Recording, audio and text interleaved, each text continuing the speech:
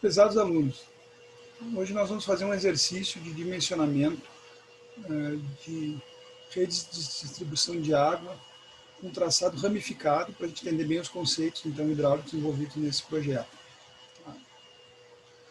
Aqui é apresentado um projeto de um sistema de um bairro já existente, onde vão ser substituídas as redes atuais que estão defasadas, que estão obsoletas, pelo sistema composto de um reservatório, um conduto principal em vermelho e os condutos pretos, os condutos secundários, que são os que efetivamente vão abastecer as unidades de consumo.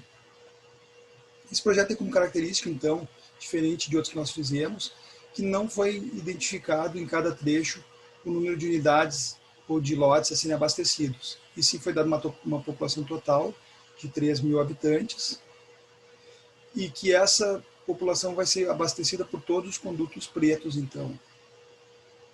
Foi informado também as distâncias, sabendo que tem 40 metros do reservatório até a primeira interligação com os condutos secundários, depois a cada 100 metros de extensão do conduto principal ele alimenta os demais condutos secundários. Tá? E os condutos secundários eles são compostos por um trecho perpendicular ao conduto principal, com uma extensão de 75 metros, e um paralelo com extensão de 200 metros. Além dessas informações, foram passadas em verde as curvas, as cotas dos pontos principais, e foram dados os parâmetros de projeto que estão aqui embaixo. Coeficiente da hora de maior consumo, K2, 2,0. Coeficiente do dia de maior consumo, K1, 1,3. Consumo per capita, 220 litros habitante dia. E a tubulação vai ser um ferro fundido para o conduto principal, em vermelho, então, o coeficiente Rasmussen de 110, e de 130 no material PAD para os condutos secundários. Então, esses são os parâmetros de projeto que a gente quer determinar o dimensionamento, o diâmetro de cada trecho de rede, tá? Tanto do conduto secundário quanto do conduto principal. Determinar a altura mínima do reservatório, de modo que o sistema possa ser abastecido por gravidade, respeitando o critério de pressão dinâmica mínima de 100 kPa, que a NBR 12218 estabelece. Além disso, se necessário, deve ser prevista uma válvula a instalação de uma válvula redutora de pressão, com o objetivo de diminuir a pressão nos pontos em que ela estiver acima do limite máximo de pressão estática estabelecido pela mesma norma, que é 400 kPa. Okay? Então, esses são os nossos critérios de projeto. Então, agora eu vou mostrar para vocês o passo a passo para esse dimensionamento. Então, está aqui o passo a passo para o dimensionamento. A primeira coisa que a gente tem que fazer é numerar os trechos. Lembrando que a gente sempre numera de jusante para montante. Isso de forma a facilitar o preenchimento da planilha. Então, aqui, o ponto 1, eu escolhi esse ponto aqui. Poderia ser aqui também. Tá? Poderia ser o ponto 3. Então, para numerar de jusante para montante, eu coloco 1. O trecho imediatamente a montante é o 2. E aqui, como esse trecho que está numerado, como esse nó que está numerado com 5, ele abastece também o 4 e 3, eu não boto aqui 3. Eu pulo para cá, 3, 4 e 5. Dessa forma, todos os trechos, fazendo esse raciocínio, todos os trechos vão ter a seguinte característica. O nó de montante vai ter um número maior que o de jusante, o que facilita depois as informações. A mesma coisa então para os demais trechos. Aqui, por exemplo, 6, 7, 8, 9 e 10. 11, 12, 13, 14, 15. 16, 17, 18, 19, o 20, que é abastecido pelo reservatório. Okay? Depois de feito isso, como não nos foi dado o número de lotes por trecho, a gente vai usar o artifício da vazão linear. O que é uma vazão linear? É uma vazão considerando um consumo por metro linear de rede. Como a gente não tem o número de lotes, a gente faz isso. A gente faz uma média, então considera que todos os trechos vão ter uma vazão igual conforme o comprimento deles, proporcional ao seu comprimento. Para fazer esse cálculo, a gente tem que primeiro determinar a vazão total do sistema, que está aqui calculado. Então, K1 vezes K2 vezes consumo per capita per capita vezes o número total de habitantes dividido por 86.400, para achar em litros por segundo. O resultado disso está aqui, 19,86 litros por segundo. Essa é a vazão total, é a vazão que estaria saindo do reservatório. E o cálculo do comprimento total, para depois achar a vazão linear, esse comprimento total a gente deve considerar apenas os trechos que estão abastecendo as unidades de consumo, ou seja, no nosso caso, apenas os condutos secundários.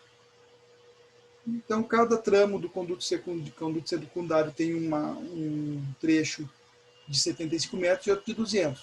São 8 tramos. Esse cálculo vai resultar em 2.200 metros de comprimento. Então, a vazão linear vai ser essa vazão total, 19,86, dividido pelos 2.200 metros, o que vai resultar numa vazão linear, ou seja, por metro de rede, de 0,00903 litros por segundo por metro. Feito isso, a gente pode aí fazer o dimensionamento na planilha. Tá? Lembrando, eu vou mostrar agora a planilha para vocês, que essa planilha, em relação ao que eu passei em aula, ela sofreu uma adaptação, exatamente uma adaptação simples, pela questão de ser uma vazão linear. Tá? E ainda esse projeto tem mais uma peculiaridade, que ele tem dois coeficientes de rugosidade, um para o conduto principal e outro para os condutos secundários.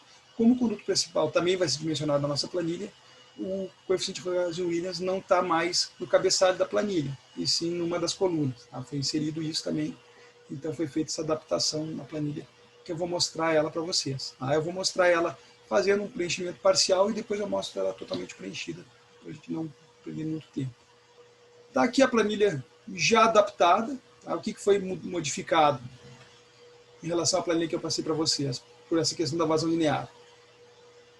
Foi passado aqui, foi criado no cabeçalho uma informação para colocar a população. Tá? Com isso, a gente também foi incluído uma vazão linear, com isso a gente pode calcular essa vazão linear com as demais informações. Também o comprimento da rede. Esse comprimento a gente vai primeiro informar todos os trechos para depois ter ele determinado. Tá? E além disso, a vazão de marcha ela tem um novo cálculo. A vazão de marcha vai ser a vazão linear vezes o comprimento do respectivo trecho. Tá? Que é assim que a gente calcula quando a gente tem vazão linear. Lembrando para vocês que depois, quando a gente lançar aqui os dados, a gente tem que tirar da vazão linear, que é 0, nos trechos que se referem ao conduto principal, que esse não tem consumo em marcha. Tá? Mas isso a gente vai fazer ao longo do preenchimento da planilha. Então vamos começar fazendo os lançamentos dos dados de dimensionamento. K1,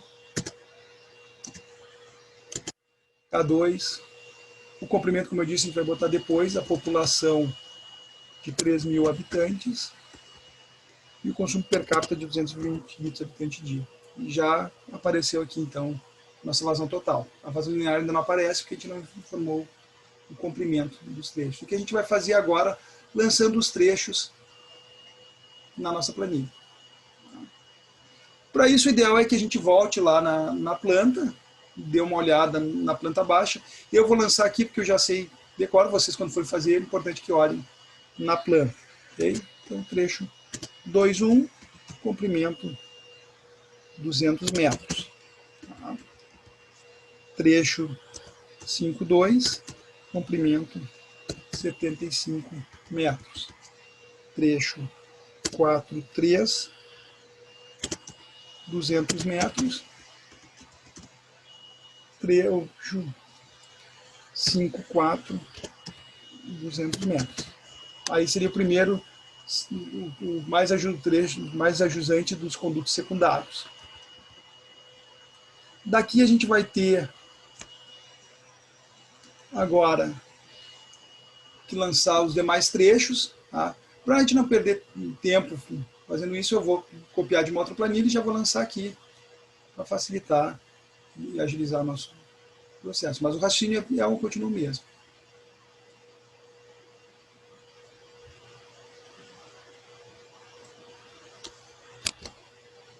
Qualquer dúvida, vocês podem olhar esse lançamento lá no desenho. conforme a gente fez a numeração. Já está aqui. Tá? E os comprimentos também. Então, por exemplo, o trecho 10.5 é o trecho do conduto principal, ele tem 100 metros. Okay? 7.6 é 200 metros e o 10.7 75 metros. E repete bastante porque nossos condutos secundários são padronizados. Né? Vou copiar isso também para vocês, para não perder tanto tempo.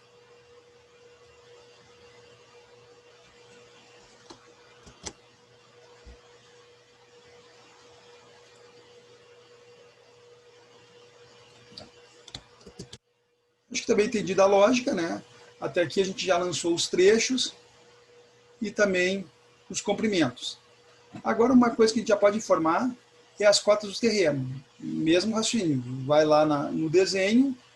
Eu não vou fazer isso agora, pessoal, porque muitas vezes no Zoom a gente acaba perdendo a tela. Tá? Então, para não ter perigo de prejudicar o vídeo de vocês, eu sugiro que vocês vão lá, quando estiver preenchendo, imprimam, por exemplo, o desenho com a numeração dos pontos e aí lance na planilha. Tá? Eu já vou fazer isso automaticamente agora, que eu já tenho pronto.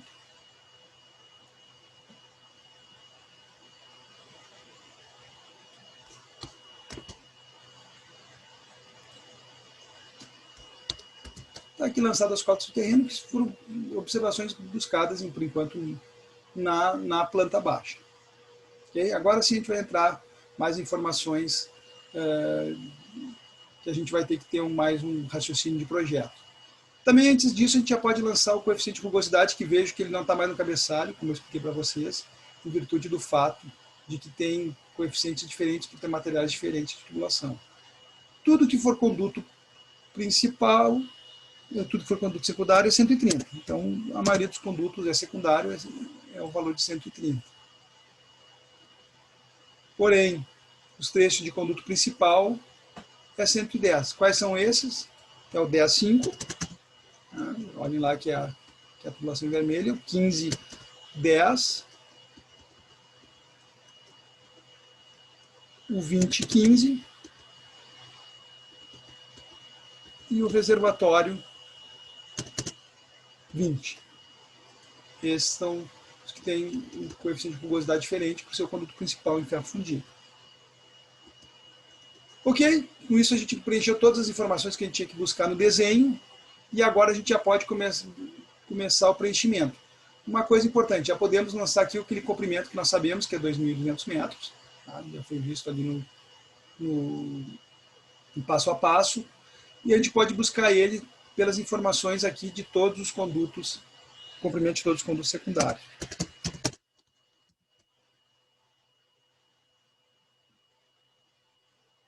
Aqui os condutos que não são principais, é fácil de ver, são os que têm coeficiente de rugosidade de 130.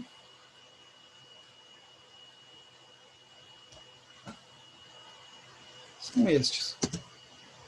Com isso já lancei lá o comprimento total e já tenho aqui a vazão linear, que está batendo exatamente o que a gente tinha calculado no passo a passo.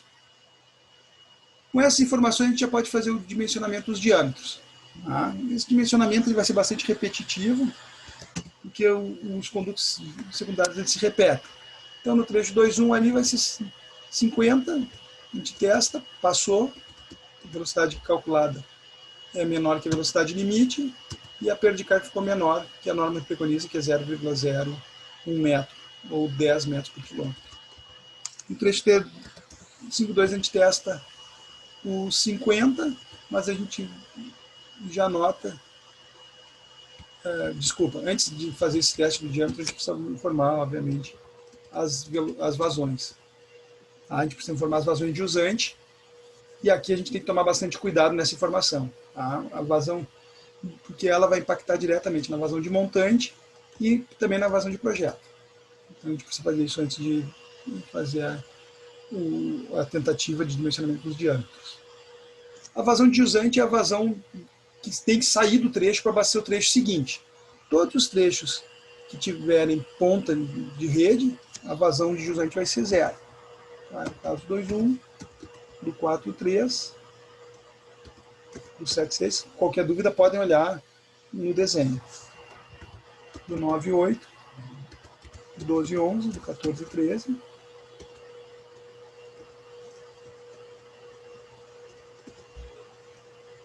do 17, 16, 19, 18, e é isso. É fácil saber quais são os pontos que é ponta de rede. É todos aqueles nós que eles não aparecem a montante. Então, por exemplo, nó 1, ele só tem jusante, não tem montante. A mesma coisa no nó 3, a mesma coisa no nó 8. Pode ver que ele está em jusante, mas em nenhum momento ele aparece montante. Então, esses são as pontas de rede onde a vazão de jusante é zero, e tem o que abastecer depois. Nos demais, a gente vai calcular a vazão de jusante olhando a de montante do trecho anterior. Então, do trecho 5,2, a gente pega daqui. Esse raciocínio vale também para o 5,4. Para o 10,5, a gente já vai ter dois trechos de montante, todos trechos de jusante, onde o nó 5 é montante. Tá? No 10,7 é o 7,6, no 10,9, o 9,8. No 15,10 também temos que tomar cuidado, tem que pegar tudo que o 10 é montante. Tem o 10,9, o 10,7 e o 10,5. Isso é importante, que a soma de vazões ela vai crescendo à medida que a gente vai se aproximando do reservatório.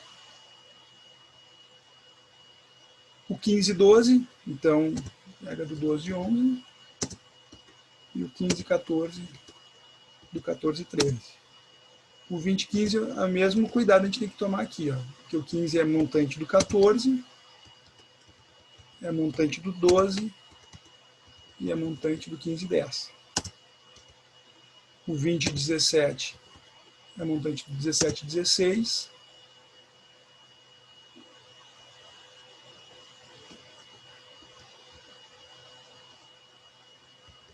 E o 20,19 e 19,18. E o R20, tudo que o 20 é montante. Então vai ser o 20,19, o 20,17 e o 20,15. Tá? Uma outra coisa que a gente tem que corrigir aqui, a vazão de marcha é essa fórmula, mas ela só vai aparecer, só vai ter vazão de marcha, então, onde há consumo, ou seja, nos condutos secundários. No conduto principal não tem vazão de marcha, não há consumo em marcha, não há consumo durante o trecho. Então, 10,5 aqui é 0, 15,10 é 0, o 20,15 é 0, e o R20 é 0. Se tudo estiver correto, essa vazão aqui, a vazão de montante de R20 tem que ser a mesma vazão total do sistema. Está batendo aqui. Vou botar mais uma casa depois da vírgula, só para confirmar. Agora sim a gente pode lançar os diâmetros. Aqui a gente vê que o diâmetro 50 passa. Aqui o 50 agora já se torna insuficiente, então vamos para o 75. O 4,3 também 50. O 5,4 a gente já sabe que ele tem a mesma vazão do 5,2. Então, o 50 a gente pode até testar, mas não vai ser suficiente, tem que ser 75. O 10,5 já é uma vazão maior, né? Então ele abastece o 5,4 e o 5,2, que são 75, então a gente tem que começar por 75. Já não deu, aqui vai ser diâmetro 100. Apesar de estar trabalhando com PAD, eu estou utilizando os diâmetros para fins didáticos do PVC. Tá? Vocês, na vida real, quando forem fazer isso no projeto real, vocês têm que ter ao lado o catálogo do fornecedor informando os diâmetros internos. Isso é fundamental para poder fazer o dimensionamento corretamente. O 7,6, então, é uma ponta de rede, vai seguir o mesmo raciocínio do 2,1, 50 é suficiente. O 10,7 vai seguir o mesmo raciocínio do 5,2. Podemos até testar 50 de novo, mas não dá, então 75. Aqui segue os mesmos, porque os condutos secundários estão se repetindo em cada um dos trechos. Tá? Agora sim, o 15,10 é o conduto principal, esse tem uma vazão aumentada, ele abastece, entre outros, o 10,5, que tem diâmetro 100. Então, no mínimo, a gente tem que começar por 100. Já não deu, vou para o próximo, estou adotando aqui 150. Tá? Teria, como eu disse, revisar, verificar junto ao fornecedor que diâmetros internos ele tem disponível. Eu estou usando 150, que é um diâmetro comercial bem usual. 12,11 é 50, 15,12, pelos raciocínios que a gente viu anteriormente, é 75. 14,13 é 50, é o trecho de 200 metros aquele. E o 1514 é o trecho de 75 metros, é o diâmetro 75. O 2015 tem que ser no mínimo 150.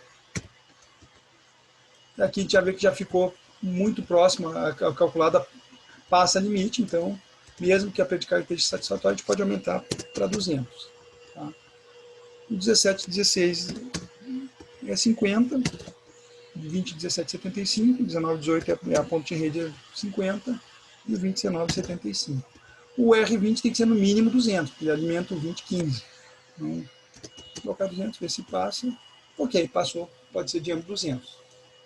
Com isso já lançamos todos os diâmetros, já está calculado, então, dimensionado nossa rede, todos atendendo o critério de norma, que é a perda de carga, a tabela indica se estiver fora, que é 0,01, e também o critério da velocidade calculada ser menor que a velocidade limite do critério de Porto, que a gente adotou da literatura, que é um critério nosso de projeto, tem que seguir mesmo é o de norma.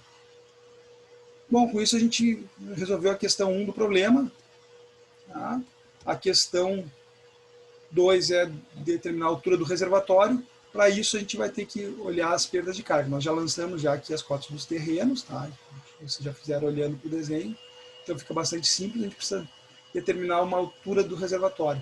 Para isso a gente vai olhar o ponto mais crítico em matéria de pressão dinâmica, ou pressão disponível aqui, é o ponto de menor pressão. No nosso caso, a gente está com menos 51,10 no ponto 18. Tá? Então, como é que a gente vai fazer esse cálculo aqui? A gente pode trabalhar, a gente tem que trabalhar em unidades iguais, ou quilopascais, ou metros de coluna d'água. Então, vamos ver aqui que fica mais fácil aqui para nós. Tá?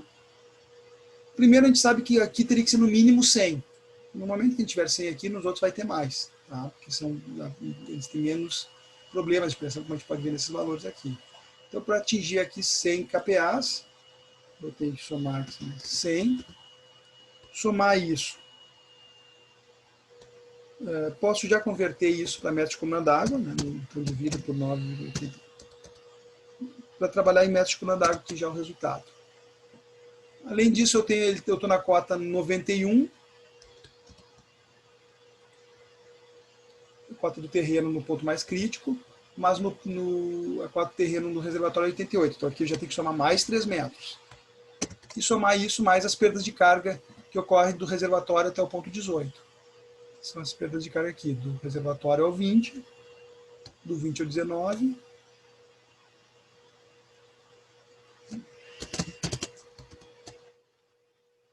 reservatório ao 20, do 20 ao 19 e do 19 ao 18. Essas são as perdas de carga.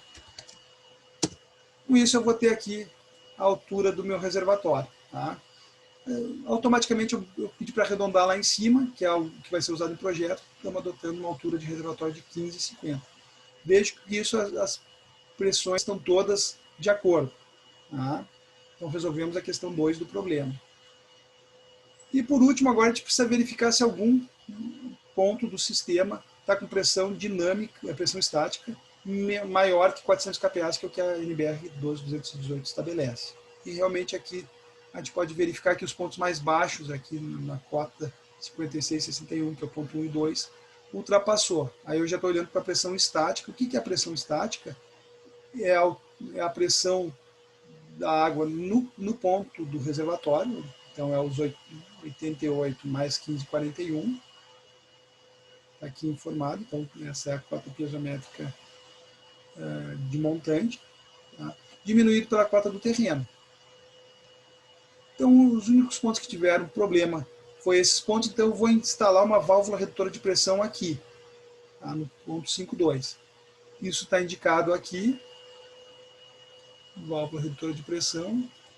Aqui então eu já na conversão de unidades, porque aí eu preciso saber o valor da minha VRP. Tá? Vou utilizar aqui, eu lembro para vocês que a gente está usando para fins desse cálculo da pressão estática, o nível mínimo do reservatório. Na realidade, esse reservatório, quando tiver cheio, ele vai ter um nível máximo. Então a pressão estática ainda seria maior. Como isso não foi informado do problema, eu vou fazer pelo mínimo mesmo. O que eu posso fazer é botar uma folga na VRP. Tá? Se eu botar essa válvula reduzindo 7 metros de coluna d'água, eu já vou estar atendendo aqui. A última coluna aqui já vai estar tudo certo. Mas eu posso botar um pouquinho mais, sem prejuízo para o projeto. Tá? 10 metros de coluna d'água. Atende tranquilamente. Como eu estou botando só lá no fim, essa pressão não vai impactar na pressão dinâmica mínima, porque tem bastante pressão nesse ponto.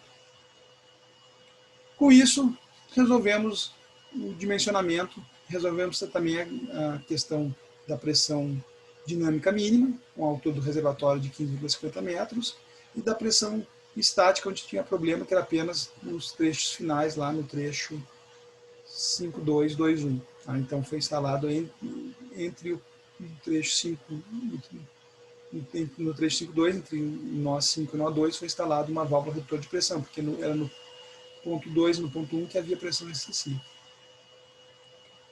Ok? Claro, nós fizemos isso de uma forma bastante rápida. É importante, quando vocês forem fazer o exercício, que tenham junto a planta com as curvas de nível, com as cotas do terreno, e mais também a numeração. Isso facilita bastante o preenchimento, principalmente das cotas, dos comprimentos, dos nós. É isso, pessoal. Muito obrigado. Bons estudos.